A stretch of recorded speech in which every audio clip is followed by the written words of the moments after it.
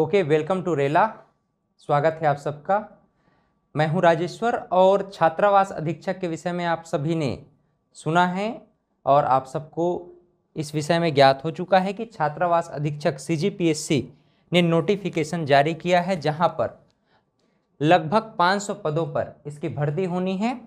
आपने नोटिफिकेशन पढ़ा है, नहीं पढ़ा होगा तो एक बार ज़रूर पढ़ लीजिए। कुछ बातें जो आपको इस नोटिफिकेशन के विषय में जानना चाहिए, तो बेसिक चीज़ों को मैं आपको बता दूं कि इसमें 1/3 नेगेटिव मार्किंग है CGPSC टाइप का। इसके अलावा एक मेजर पोर्शन जो 50 प्रश्नों का कंप्यूटर से पूछा जाएगा, उसमें आपको 25 क्वेश्चन बनाने होंगे, बिल्कुल सही बनाने होंगे। इसके अलावा जितने भी सेक्शन हैं उन सभी सेक्शन में अनरिजर्व्ड कैटेगरी के लिए 33% और रिजर्व कैटेगरी के लिए 23% मार्क्स लाना अनिवार्य होगा। मैं आपको इस पूरी श्रृंखला में बाल मनोविज्ञान को पढ़ाने वाला हूं और बाल मनोविज्ञान के विषय में छात्रावास अधीक्षक के सिलेबस में पहली बार जोड़ा गया है कि बाल मनोविज्ञान से भी 10 प्रश्न पूछे जाएंगे। इससे पहले जब भी छात्रावास अधीक्षक का एग्ज़ाम हुआ तो बाल मनोविज्ञान के संदर्भ में हमें पूछा नहीं गया था, लेकिन ये नया सब्जेक्ट है, लेकिन हमें घबराने की ज़रूरत नहीं है।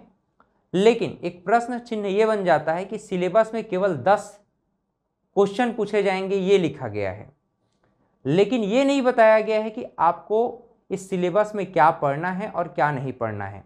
ये अभी भी एक क्वेश्चन मार्क और विवाद का विषय है, लेकिन हम आपको बता देते हैं कि आपको इस सिलेबस में बाल मनोविज्ञान का जो 10 प्रश्न पूछा जाएगा चाइल्ड साइकोलॉजी में, क्या पढ़ना है और क्या नहीं पढ़ना है। ध्यान दीजिएगा, आप जो है हॉस्टल वार्डन की परीक्षा देने वाले हैं, शिक्षक भर्ती की परीक्षा नहीं देने वाले हैं। जो सहायक शिक्षक और शिक्षक भर्ती की तैयारी कर रहे हैं वो भी इसी सिलेबस को पढ़ेंगे, लेकिन थोड़ा ब्रॉड पढ़ेंगे, डीप पढ़ेंगे। आपको छात्रावास अधीक्षक के लिए, हॉस्टल वार्डन के लिए बेसिक चीज़ों को पढ़ना है और बेसिक में आपको शिक्षण शास्त्र जो है, पेडागॉगी का शिक्षण शास्त्र वाला जो सेक्शन है, सीखने और सिखाने की जो प्रक्रिया में शिक्षण शास्त्र वाला जो सेक्शन है, उसे आपको नहीं पढ़ना है। आपको क्या पढ़ना है? डेवलपमेंट ऑफ चाइल्ड, बालक का विकास या विकास का सिद्धांत क्या होता है, इस पूरे विकास के सिद्धांत को आपको पढ़ना पड़ेगा। इसके अलावा विशेष आवश्यकता वाले जो बच्चे होते हैं उनका साइकोलॉजी क्या है, उनका मनोविज्ञान क्या है, ये एक छात्रावास अधीक्षक को जानकारी होना चाहिए। छात्रावास अधीक्षक एक प्रकार से एज अ पेरेंट कार्य करता है, अपने पूरे कार्य क्षेत्र में उन बच्चों का एक गार्जियन के रूप में काम करता है।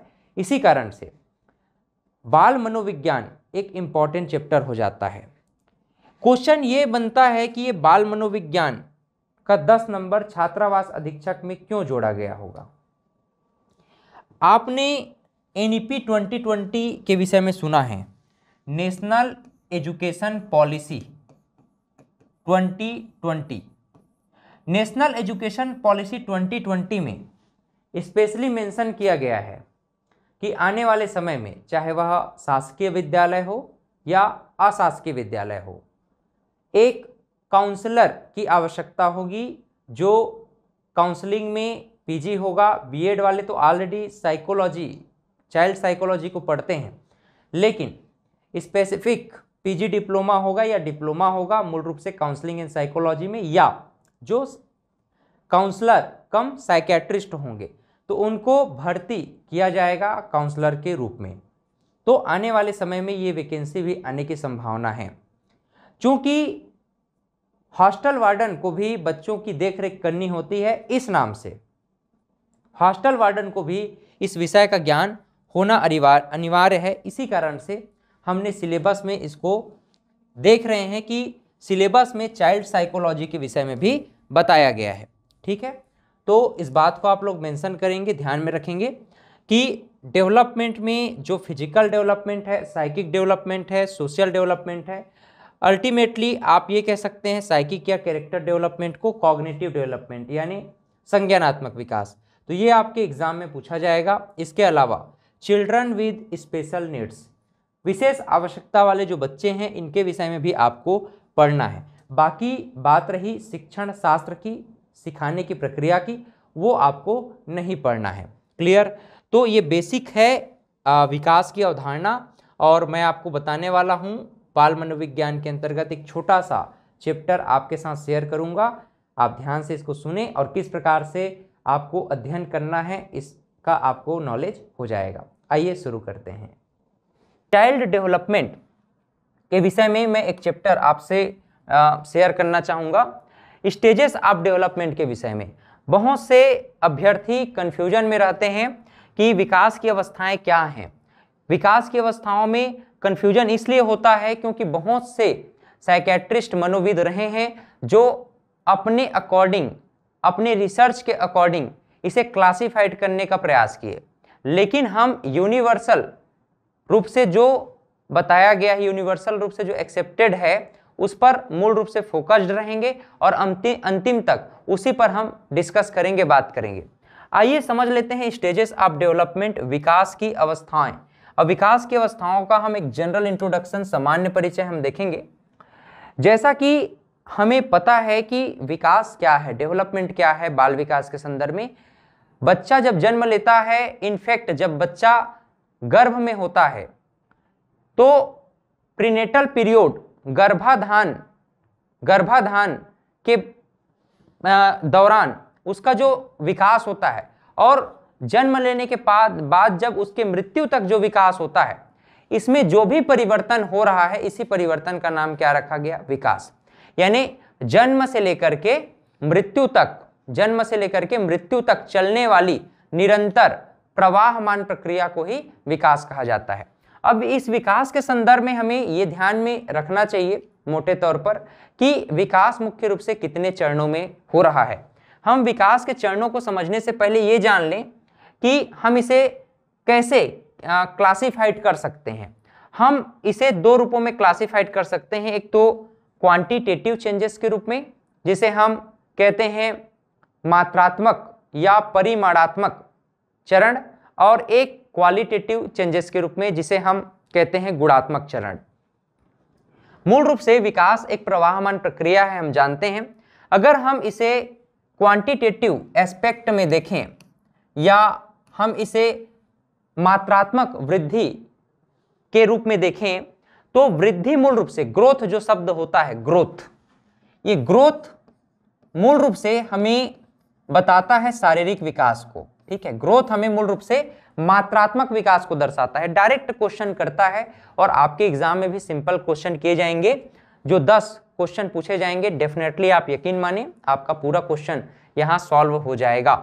शारीरिक विकास के संदर्भ में हम लोग बात करते हैं, ये ग्रोथ कहलाता है, वृद्धि कहलाता है, और ये एक डेफिनेट टाइम के लिए होता है। मूल रूप से शरीर का तो विकास जन्म से मृत्यु तक चलता रहेगा, लेकिन ऐसा नहीं है कि एक व्यक्ति बचपन में, एक छोटा सा बालक एक हाइट तक बढ़ता गया और जीवन भर उसका हाइट बढ़ते जाएगा, फिर तो आसमान छू जाएगा। ऐसे में ऐसा नहीं है। एक निश्चित उम्र तक, डेफिनेट टाइम तक, एक निश्चित प्रोसेस के थ्रू इसका विकास होता है। तो इसको क्वालिटेटिव लिखा है, इसको आप क्या लिख सकते हैं? क्वांटिटेटिव लिख सकते हैं, क्वांटिटेटिव। ठीक है, क्वांटिटेटिव यानी कि कुल मिला के विकास कैसे होगा, शारीरिक विकास कैसे होगा? ग्रोथ, वृद्धि के रूप में, ऊंचाई, वजन का बढ़ना, ये सब शारीरिक विकास कहलाता है। ठीक इसी प्रकार अगर हम बात करें मनो शारीरिक या संज्ञानात्मक विकास की, इसे हम साइको एक्टिव या कॉग्निटिव डेवलपमेंट भी कहते हैं। ये जो psycho active, cognitive, psychic, mental development है, मूल रूप से ये गुणात्मक परिवर्तन को दर्शाता है, और ये लाइफ लॉन्ग प्रोसेस है, जीवन पर्यंत चलता है, क्वालिटेटिव के रूप में, गुणात्मक रूप में। तो इस प्रकार से ये मनोशारीरिक या संज्ञानात्मक विकास में आप लोग क्या क्या पढ़ेंगे? यहाँ पर आप तो एक लिंग्विस्टिक डेवलपमेंट पढ़ेंगे, भाषा का विकास कैसे होता है बालक का। इमोशनल डेवलपमेंट पढ़ेंगे, संवेगात्मक विकास। साइकिक डेवलपमेंट, मानसिक विकास, सोशल डेवलपमेंट सामाजिक विकास, और कैरेक्टरिस्टिक्स डेवलपमेंट चारित्रिक विकास। तो ये विकास की अवस्थाएं हैं जो मूल रूप से हम साइको एक्टिव या कॉग्निटिव डेवलपमेंट के अंतर्गत जन्म से लेकर मृत्यु तक चलने वाली निरंतर प्रवाहशील प्रक्रिया को समझने का प्रयास करेंगे। बाल विकास का वर्गीकरण अगर हम भारतीय या परंपरागत ट्रेडिशनल दृष्टिकोण से देखें तो भारतीय दृष्टिकोण से इसे 7 खंडों में बांटा गया है, 7 चरणों में बांटा गया है। वहीं अगर हम रॉस के दृष्टिकोण से देखें, E.J. रॉस ने इसे आधुनिक दृष्टिकोण कहा और इसे 4 खंडों में बांट दिया, 4 स्टेजेस में बांटा। हालांकि E.J. रॉस के बाद भी इस पर बहुत सारे रिसर्च किए गए और इसको और अच्छे से समझने का प्रयास किया गया, उस पर भी हम लोग आगे चल करके बात करेंगे। फिलहाल आप ये देखिए कि ट्रेडिशनल या परंपरागत या भारतीय विद्वानों ने किस प्रकार से वर्गीकरण किया है बाल विकास का। गर्भावस्था अर्थात गर्भ धारण करने से लेकर जन्म तक की जो अवस्था है इसे हम प्रेगनेंसी, प्रीनेटल पीरियड या गर्भावस्था के नाम से जानते हैं। उसी प्रकार जन्म से लेकर के 5 वर्ष तक इसे हमने इन्फेंसी पीरियड या शैशव अवस्था का नाम दिया है। Just like that 5 to 12 year इसे हमने चाइल्डहुड कहा, बाल्यावस्था कहा। 12 से 18 वर्ष तक एडोलसेंस, किशोरावस्था, और 18 से 25 वर्ष तक युवा अवस्था के नाम से इसे हम पुकारते हैं, यूथ के नाम से पुकारते हैं। वहीं अडल्टहुड यानी प्रौढ़ा अवस्था को हम 18 से 25 वर्ष तक और 18 से 25 वर्ष तक, और मूल रूप से 55 से आगे 55 से एबव की जो एज है उसे हम लोग क्या कहते हैं, वृद्धा अवस्था कह देते हैं। ठीक, आगे चल करके E.J. रॉस के अकॉर्डिंग हम लोग देखने का प्रयास करें तो ये 4 स्टेजेस में हम देख सकते हैं। इन्फेंसी 0 से 5 वर्ष तक, बाल्यावस्था चाइल्डहुड 5 से 12 वर्ष तक, और 12 से 18 वर्ष किशोरावस्था, और वहीं अडल्टहुड है 18 से 25 वर्ष तक। मूल रूप से अडल्टहुड को हम मैच्योरिटी का पीरियड कहते हैं अर्थात परिपक्वता की अवधि कहते हैं। तो इस प्रकार से आप लोगों ने बाल विकास का वर्गीकरण, क्लासिफिकेशन ऑफ चाइल्ड डेवलपमेंट को देखा। परंपरागत दृष्टिकोण से 7 हैं, रॉस के अनुसार 4 हैं, और इसके अलावा एक और मनोविद हुए जिनका नाम था कोल। तो कोल ने 12 स्टेजेस बताए। कितने स्टेजेस बताएं? 12 कौन कौन से हैं आइए देखते हैं।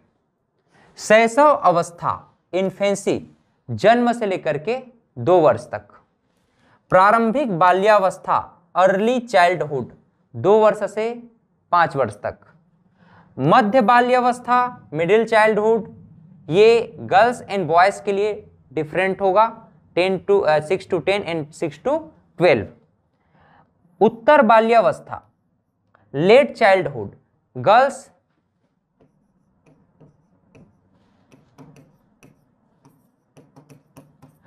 एंड बॉयज के लिए भी डिफरेंट होगा 11 से 12 और क्रमशः 13 से 14 वर्ष। आगे देखिए, प्रारंभिक किशोरा अवस्था की हम बात करें, प्रारंभिक किशोरा अवस्था की हम बात करें तो अर्ली एडोलसेंस में 11 से 12 और 13 से 14 वर्ष, मध्य किशोरावस्था मिडिल एडोलसेंस में 12 से 14 और 15 से 16, उत्तर किशोरा अवस्था में हम देखते हैं 14 से 15 और 16 से 18 वर्ष क्रमशः एज ग्रुप होता है। इसी प्रकार प्रारंभिक प्रौढ़ावस्था, मध्य प्रौढ़ावस्था और उत्तर प्रौढ़ावस्था अर्ली अडल्टहुड, मिडिल अडल्टहुड और लेट अडल्टहुड की बात करें तो 19 to 20, 21 to 34 और 34 to 55 ईयर। प्रारंभिक वृद्धावस्था और उत्तर वृद्धावस्था की बात करें 55 to 75 एंड 75 to above till death, late old age और अर्ली ओल्ड एज के नाम से जाना जाता है। तो यहां तक सबको समझ में आ गया होगा। तो विकास की जो अवस्थाएं हैं मॉडर्न दृष्टिकोण से अब देखें, जो हम मूल रूप से पढ़ेंगे वो कुछ इस प्रकार से है। एक तो प्रीनेटल पीरियड या प्रेगनेंसी, ये आप मूल रूप से पढ़ते हैं गर्भाधान से जन्म तक, इसे आप पढ़ते हैं। इसका एक बेसिक अंडरस्टैंडिंग आपको होना चाहिए, लेकिन आपको मूल रूप से जो आप पढ़ेंगे हॉस्टल वार्डन के रूप में पढ़ेंगे, तो आपके लिए मोस्ट आईएमपी होने वाला है एडोलसेंस और चाइल्डहुड। तो ये दोनों आपको मूल रूप से पढ़ना है, समझने का प्रयास करना है। हालांकि बालक का विकास किस प्रकार से हो रहा है आपको top to bottom, bottom to top जानना है, रूट से आपको समझना है। लेकिन इसके अलावा जो सर्वाधिक मैक्सिमम नंबर ऑफ क्वेश्चंस बनेंगे वो चाइल्डहुड और एडोलसेंस से ही बनेंगे। गर्भावस्था प्रीनेटल पीरियड की अगर हम बात करें तो गर्भाधान से जन्म तक, शैशव अवस्था आप जानते हैं जन्म से लेकर के 5 वर्ष तक, और वहीं चाइल्डहुड की बात करते हैं तो ये 5 से 12 वर्ष, और एडोलसेंस की बात करते हैं तो ये कभी कभी 6 से 12 वर्ष अगर एग्जाम में पूछ दिया तो इसको लेना, ठीक है। एग्जाम में 5 से 12 वर्ष दिया ही नहीं है, 6 से 12 वर्ष दिया है तो 6 से 12 वर्ष ही लेना है। एडोलसेंस में 12 से लेकर 18 वर्ष तक मूल रूप से काउंट किया जाता है। तो यही आपको पढ़ना है अल्टीमेटली। जैसे कि प्रीनेटल पीरियड की अगर हम बात करें तो इस पर हम लोग अब नेक्स्ट जब भी हमारा क्लास होगा तो इस पर हम बहुत डिटेल में बात करेंगे कि प्रीनेटल पीरियड क्या होता है। इसके बाद हम इन्फेंसी को भी समझेंगे कि इन्फेंसी यानी शैशव अवस्था रैपिडली इन फिजिकल डेवलपमेंट, तीव्रतम विकास बालक का किस प्रकार से होता है, उसकी लंबाई, इंद्रियां, कर्मेंद्रियां, आंतरिक अंगों का विकास किस प्रकार से होगा, और बालक के अंदर किस प्रकार से सीखने की प्रक्रिया में तीव्रता आती है, कल्पना की सजीवता, दूसरों पर निर्भरता किस प्रकार से डिपेंडेंसी बढ़ती है, और लेक ऑफ मैच्योरिटी परिपक्वता का अभाव क्यों और किस लिए होता है। इसके बाद हम जानेंगे बाल्यावस्था में किस प्रकार से शारीरिक विकास हो रहा है, और बाल्यावस्था में शारीरिक विकास को समझने के साथ साथ हम किशोरावस्था में 12 से 18 वर्ष तक किस प्रकार से विकास का सिद्धांत काम करता है, इस विकास के सिद्धांत को भी समझने का प्रयास करेंगे। तो उम्मीद करता हूं कि आपको समझ में आ गया होगा कि ये सिलेबस वास्तव में आपसे क्या चाहता है। आपको शिक्षण शास्त्र को नहीं पढ़ना है, आपको अल्टीमेटली पढ़ना है कि बालक का विकास किस प्रकार से होता है, बाल विकास का जो विज्ञान है, इसी बाल विकास के विज्ञान को आपको मूल रूप से पढ़ना है। और बाल विकास के विज्ञान को पढ़ने के साथ ही साथ आपको जो इम्पोर्टेंट क्वेश्चंस हैं, इन इम्पोर्टेंट क्वेश्चंस को भी हल करा देंगे ताकि आपको माइंड में रहे, क्योंकि ये पहली बार ऐसा हो रहा है कि हॉस्टल वार्डन जैसे परीक्षा में बाल मनोविज्ञान को जोड़ा गया है। इसका रीजन क्या है? इसका रीजन मूल रूप से अगर हम देखें तो एनईपी 2020 आप लोगों ने सुना होगा, national education policy 2020। National education policy 2020 में जितने भी शासकीय अशासकीय विद्यालय महाविद्यालय हैं, यहाँ पर एक काउंसलर कम साइकेट्रिस्ट की नियुक्ति की जानी है जो बाल मनोविज्ञान की समझ रखता हो।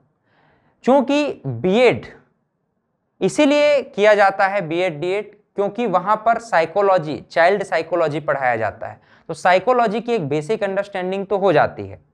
तो आने वाले समय में जो साइकोलॉजी के अभ्यर्थी हैं या बीएड जिन्होंने किया है उनके लिए भी एक पोस्ट आ सकता है, काउंसलर का पोस्ट, है ना। तो इसी को बेस मान करके अभी हॉस्टल वार्डन भी एक प्रकार का काउंसलर भी है, संरक्षक भी है बच्चों का, है ना, एज अ गार्जियन काम करता है। तो इसी नाम से हॉस्टल वार्डन को बच्चों के विकास के विषय में, उनके साइकोलॉजी के विषय में जरूर और जरूर जानना चाहिए। इसी कारण से 10 नंबर का सिलेबस में बाल मनोविज्ञान को जोड़ दिया गया है। तो उम्मीद करता हूं आपको समझ में आ गया होगा। चलिए क्लास में हम सब मिलते हैं और पढ़ते हैं अच्छे से और क्रैक करते हैं हॉस्टल वार्डन की परीक्षा। बहुत बहुत धन्यवाद। Have a great day. आगे बढ़ते रहें, खुश रहें। धन्यवाद।